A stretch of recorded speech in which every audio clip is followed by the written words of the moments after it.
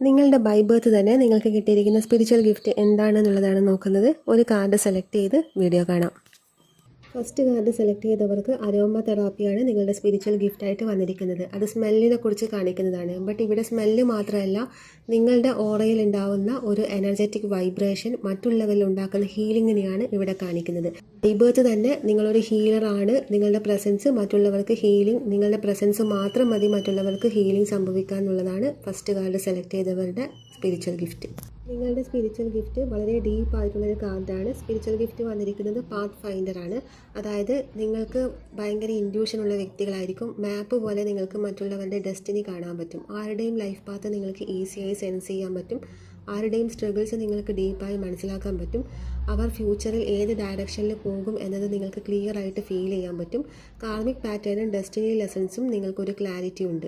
ഇതാണ് നിങ്ങൾക്ക് വന്നിരിക്കുന്ന സ്പിരിച്വൽ ഗിഫ്റ്റ്. അതായത് ഈസി ആയിട്ട് മറ്റുള്ളവരെ സെൻസ് ചെയ്യാം, എന്തും സെൻസ് ചെയ്യാനുള്ള കപ്പാസിറ്റി.